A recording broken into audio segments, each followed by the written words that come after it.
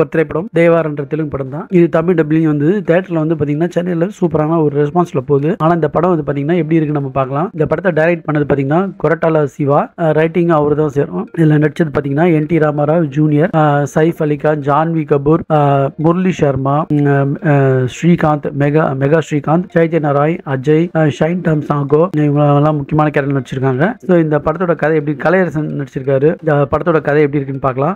நரேன்லாம் வந்து ஒரு சின்ன கேமியோ ரோல் தான் நடிச்சிருக்காரு. அதெல்லாம் ஒரு சொல்ற மாதிரி இல்ல. ஸோ இந்த படத்தோட கதை எப்படி இருக்குன்னு பார்க்கலாம். அதுக்கு முன்னாடி இந்த வீடியோ பிடிச்சிருந்தா லைக் பண்ணுங்க, ஷேர் பண்ணுங்க, சப்ஸ்கிரைப் பண்ணுங்க, நோட்டிபிகேஷன் பண்ணீங்கன்னா வீடியோலாம் அப்டேட் ஆயிடும். ஸோ இப்போ கதைக்குள்ள போலாம் வாங்க.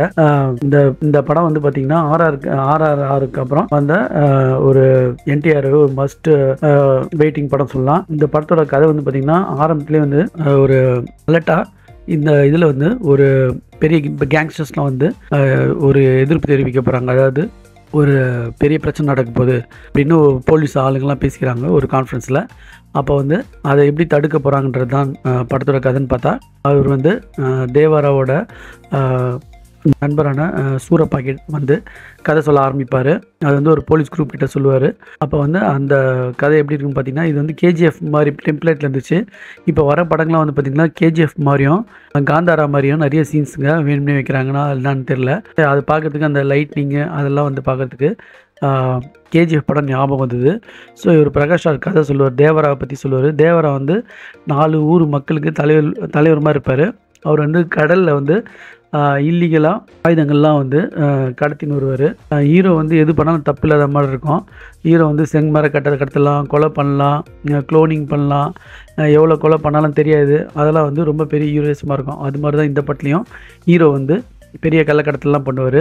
அவங்க வந்து அந்த கப்பலில் வந்து அந்த கண்டெய்னரில் திருடுறதுலாம் வந்து ரொம்ப சுவாரஸ்யமாக இருந்த மாதிரி இருந்துச்சு. அப்போ வந்து அந்த சைஃப் அலி கான்லாம் காப்பாற்றுவார்.